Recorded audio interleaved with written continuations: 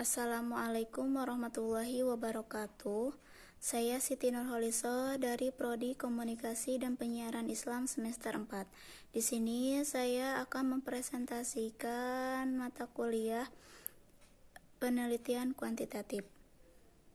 Di sini ada latar belakangnya, yaitu media sosial dan kehidupan masyarakat modern menjadi bagian yang tidak terpisah sebagai konsekuensi dari perkembangan teknologi informasi.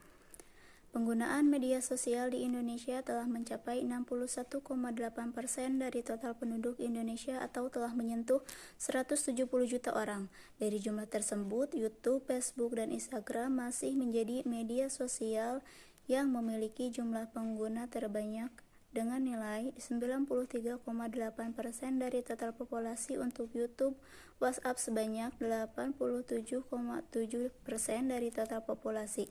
Disusul Instagram dan Facebook masing-masing sebanyak 86,6% dan 85,5% dari total populasi.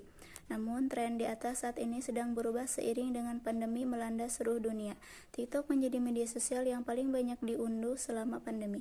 Jumlah pengguna aplikasi bersutan negeri tirai bambu ini telah mencapai 1 miliar pengguna, dan data Juli 2022, pengguna TikTok di Indonesia mencapai 92,2 juta. Jumlah ini meningkat dibanding April 2020 yang hanya menyentuh 37 juta. Amerika menjadi negara yang paling banyak mengunduh aplikasi ini, disusul Indonesia. Total pemilik smartphone yang mengunduh aplikasi ini di Indonesia mencapai 8,5% pada Juli 2022.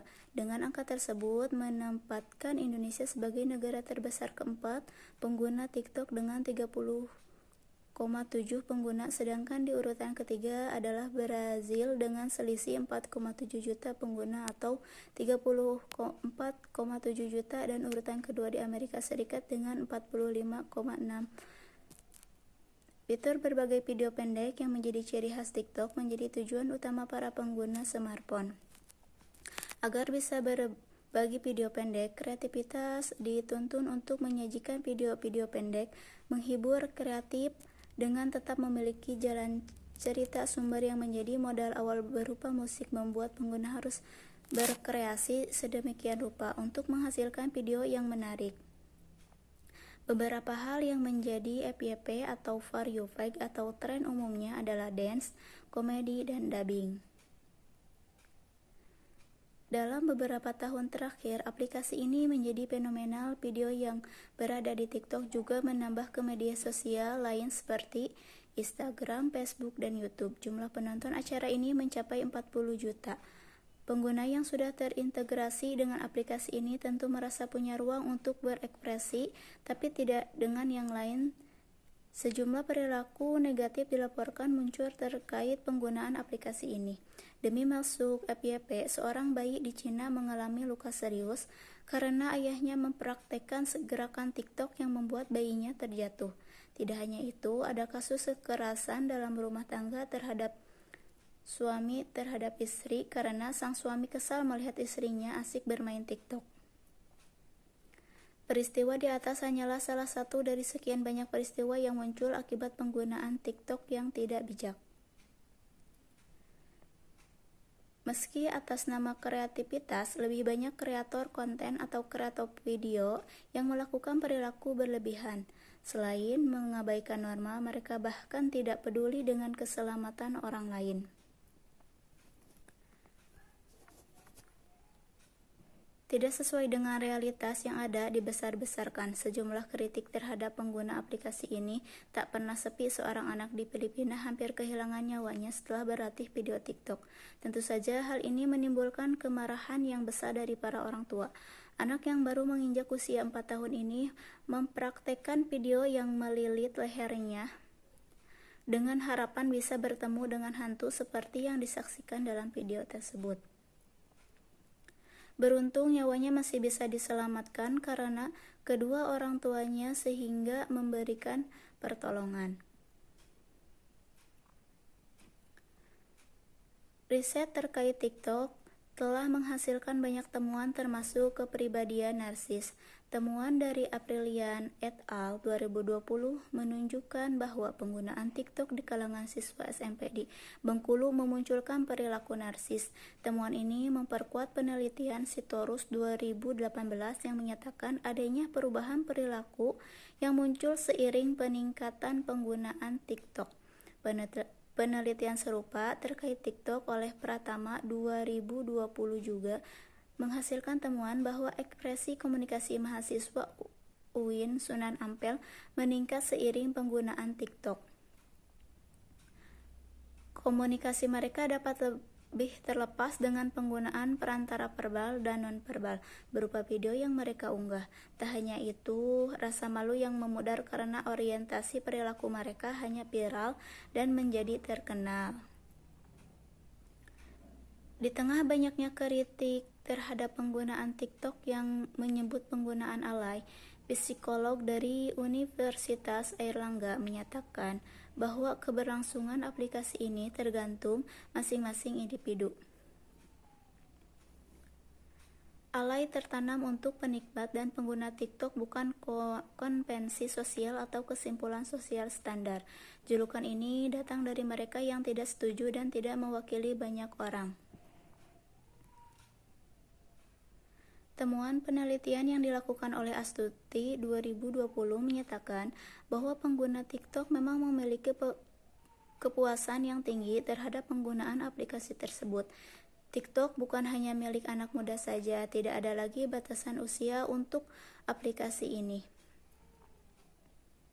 Siapapun yang menggunakan smartphone pasti memiliki aplikasi ini untuk sekedar menikmati video yang muncul atau pengguna aktif dengan membuat video untuk diunggah.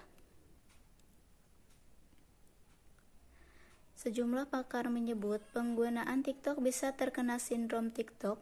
Beberapa perilaku muncul pada orang yang kecanduan TikTok, antara lain membuka aplikasi ini sepanjang hari, hingga sekedar mencari video atau menonton acara FYP.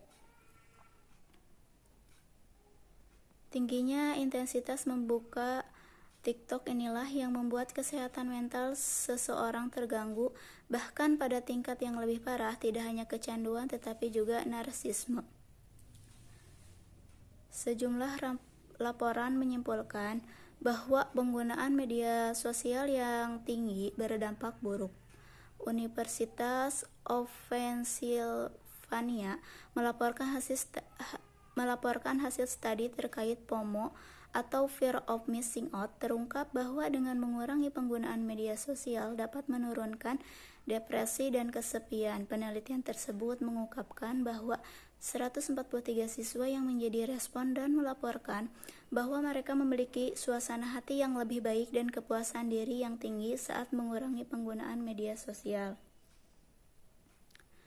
Penelitian ini juga menemukan bahwa penggunaan media sosial yang berlebihan memunculkan perasaan cemas, depresi, kesepian, dan takut ditinggalkan. Perasaan tidak berarti sebagai salah satu penderita depresi. Umumnya muncul akibat penggunaan media sosial yang berkepanjangan. Depresi dirasakan tidak hanya bagi pengguna di Indonesia, tetapi juga secara global. Hasil penelitian menunjukkan bahwa 3,7% penduduk Indonesia mengalami depresi. Jumlah ini mencapai 9 juta dari total penduduk Indonesia. Tidak mudah untuk mengkategorikan seorang mengalami depresi, namun berdasarkan DSM-5, seseorang dianggap mengalami gangguan mood jika ditemukan 5 dari 9 gejala spesifik depresi. Gejala ini muncul dan menetap selama 2 minggu terakhir dan penderitanya mengalami perubahan fungsi dan sebelumnya atau setidaknya mengalami perubahan suasana hati atau kehilangan minat.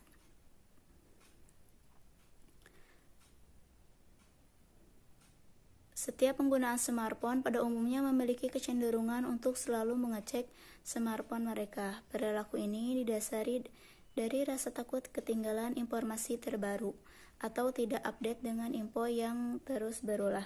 Agar tidak merasa terasing dan menjadi orang nomor satu untuk mendapat informasi, mereka akan tetap mengecek ponselnya, lengkap dengan mengaktifkan lonceng update untuk setiap aplikasi yang dimilikinya.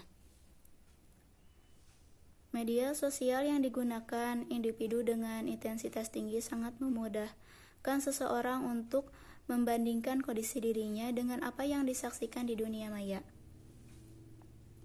Perbandingan sosial adalah perilaku membandingkan diri kita dengan orang lain dengan membuat penilaian subjektif. Umumnya perbandingan dilakukan ke atas, yaitu membandingkan dengan yang lebih baik dan sempurna, dan perbandingan ke bawah adalah membandingkan dengan sesuatu yang lebih buruk. Membandingkan keduanya naik dan turun tentu berdampak negatif. Mereka yang hidupnya selalu dipenuhi dengan membanding-bandingkan dirinya dengan orang lain akan selalu menjadi individu yang frustasi karena tidak bersyukur dan kecewa dengan apa yang telah dijalaninya.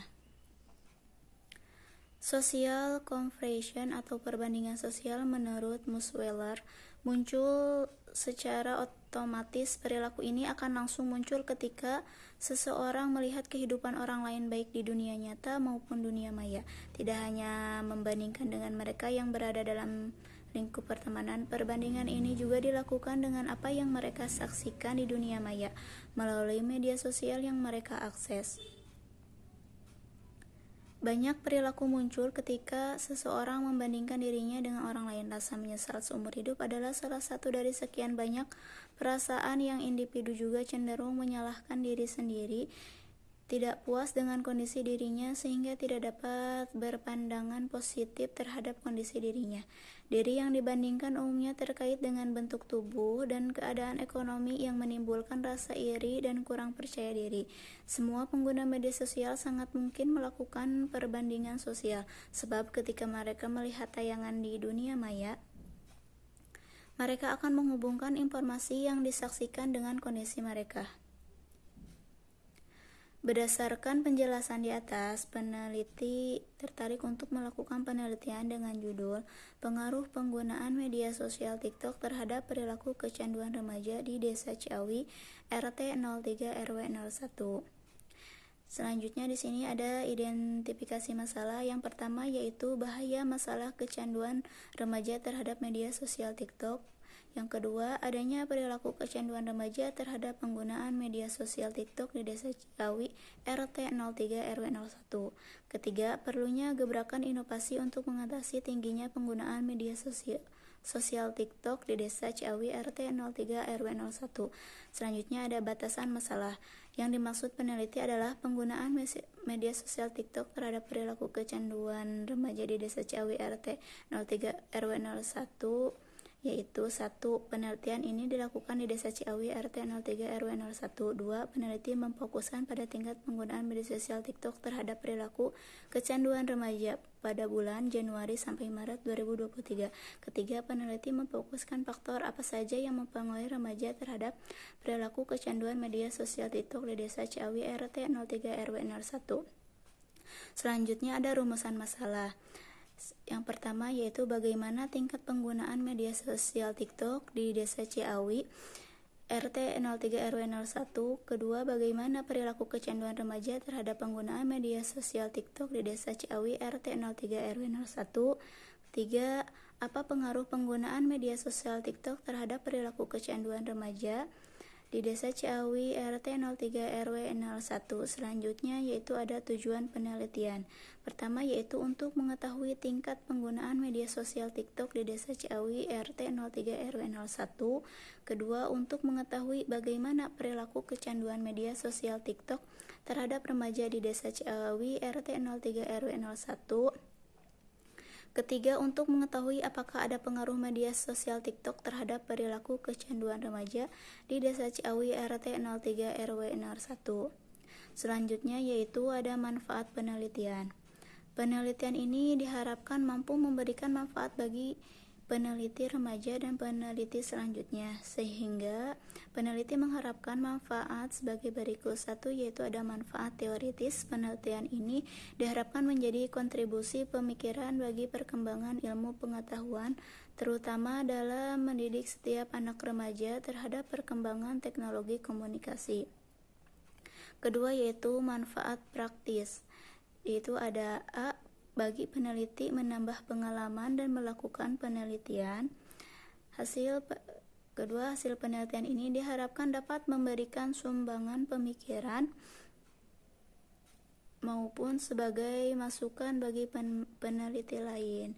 Yang B, yaitu bagi remaja, satu, meningkatkan pengetahuan dan bersosialisasi di media sosial. Dua, meningkatkan pengetahuan pengaruh remaja dalam berperilaku terhadap media sosial.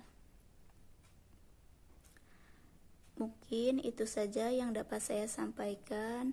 Wassalamualaikum warahmatullahi wabarakatuh.